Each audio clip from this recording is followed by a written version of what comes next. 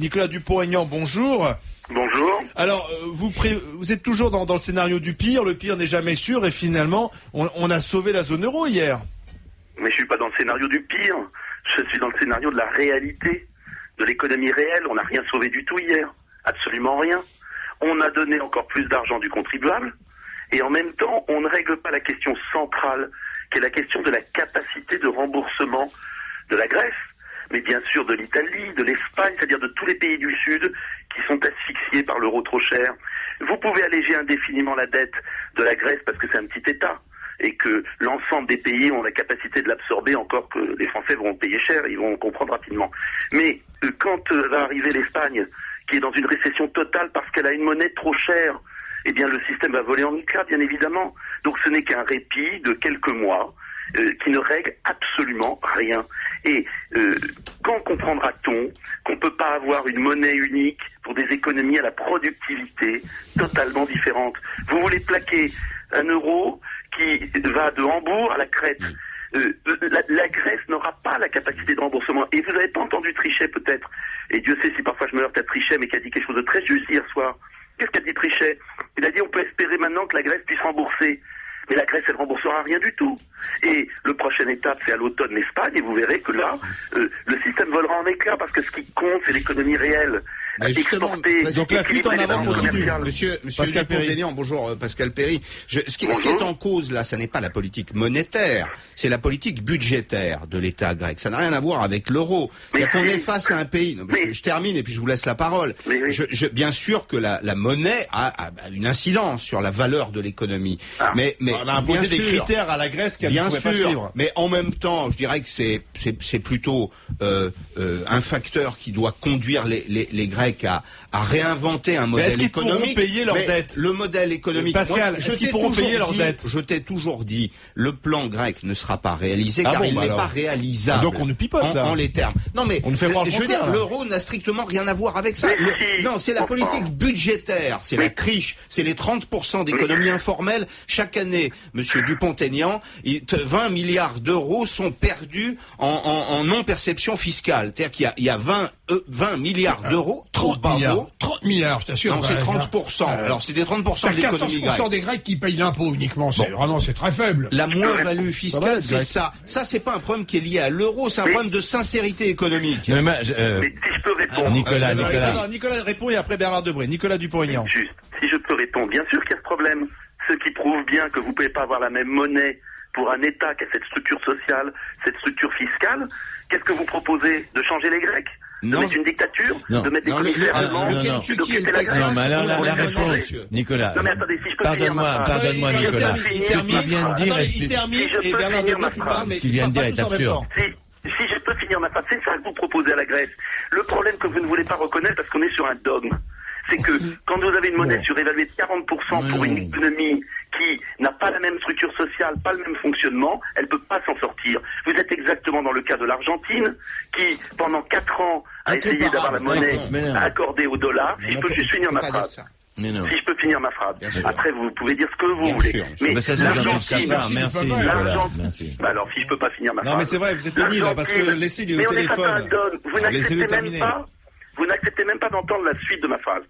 Si la Grèce ne sort pas de l'euro, vous verrez qu'elle s'enfoncera dans le chaos social et elle ne pourra rien rembourser. Parce que c'est un pays qui ne peut pas supporter la force de l'euro. C'est tout. L'Argentine a été dans ce cas vis-à-vis de la zone dollar. Pendant 4 ans, elle a essayé de tenir.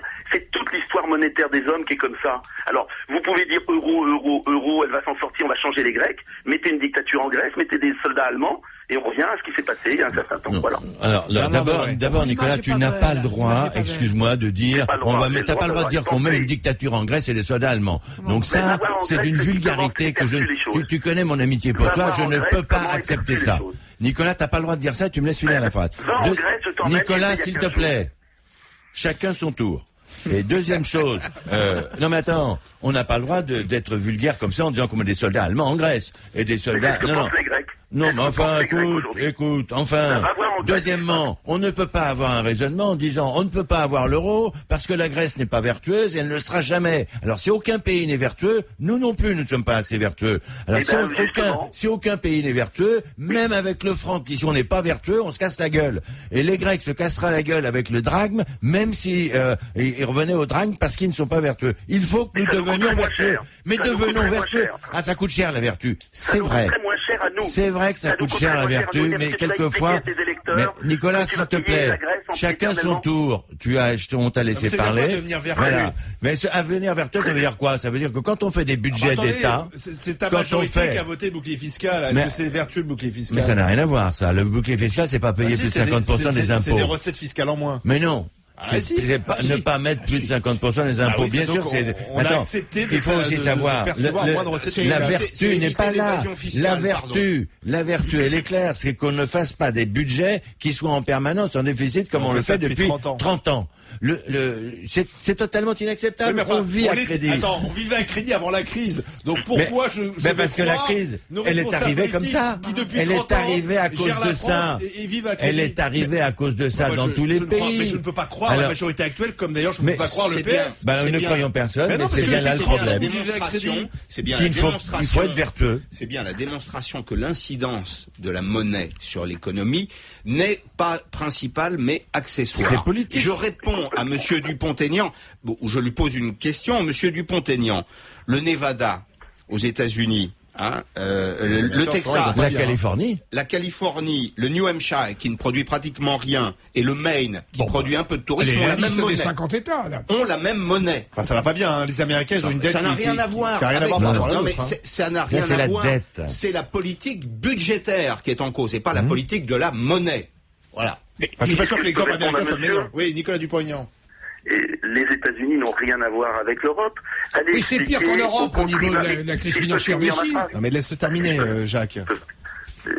Allez demander au contribuable allemand s'il va accepter de payer, de faire des transferts financiers colossaux, encore une fois, pour la Grèce, mais demain pour l'Espagne. Le contribuable californien va dire la même chose. Hein. Et Monsieur Bernard Debré parlait du surendettement. Bien sûr qu'il faut être rigoureux, mais est-ce que c'est être rigoureux que de dépenser 30 milliards d'euros du contribuable français pour aider un pays qui ne va pas pouvoir nous rembourser?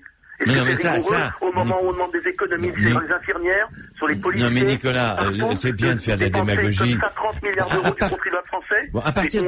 Nicolas, quand on sait pertinemment que la Grèce ne pourra pas rembourser. Alors moi je voudrais, on est peut-être en proche des élections. On est tout à fait proche des élections, donc la démagogie, on peut y aller. Le problème c'est qu'il aurait été, Nicolas, s'il te plaît, tu me laisses finir. Je dis simplement, il aurait été honteux de ne pas défendre l'euro parce que c'est pas 30 milliards que les Français auraient payé, mais 6 fois plus. Alors, il faut pas exagérer. Mais si, tu vas pas faire comme Le Pen en disant qu'on va faire des dévaluations, etc. Ça ne tient plus debout. On pouvait, s'il te plaît. Ils produisent plus rien. Eh bien, allons en Grèce, et puis déjà il y a le tourisme, il y a d'autres choses. Mais non. Il faut peut-être réduire les dépenses, Monsieur Dupont-Aignan. Imaginons que nous sortions de l'euro. Mais c'est vrai que vous oubliez un petit peu les populations dans votre discours. Non, mais attendez. Mais je vais t'en parler des populations. Vous me parlez que des banques, que de la monnaie, vous ne parlez jamais des populations. Mais c'est la même chose. J'ai parlé que de ça. J'ai dit que c'est tous les citoyens. Mais évidemment. J'ai toujours dit qu'on allait payer. Je vais t'en parler, moi, des populations. Imaginons, Monsieur Dupont-Aignan, que nous sortions de l'euro demain et que nous revenions au franc. C'est pas pour garder la même valeur de la monnaie. On est forcé de dévaluer. Donc nous dévaluons. Ça veut dire que notre endettement en euros, il faut le compenser en francs. Exactement. Ça veut dire que notre endettement d'aujourd'hui, notre endettement d'aujourd'hui nous coûte le poids inverse au prorata de la dévaluation du franc par rapport à l'euro. Ça veut dire que le particulier, puisque tu veux que je te parle des Français de base, le particulier... Pas de base, des Français, ça pas là, c'est pas bon. Je suis un Français de base, c'est comme ça que je l'entends. Il s'est rattrapé. Alors, tu vas faire de la politique, je sens. Non, mais Jacques, s'il te plaît, pas de démagogie. Je paye des impôts comme tout le monde. J'ai un emprunt immobilier. C'est ça, être un Français de base. C'est recevoir chaque jour ses factures. Et c'est mon cas. Eh bien, ce Français de base, il va payer naturellement son endettement, l'endettement personnel, pas l'endettement public, il va le payer beaucoup plus cher. Il n'a pas demandé son avis. Voilà. Nicolas Dupont-Aignan, merci d'avoir été avec nous. On va terminer avec David.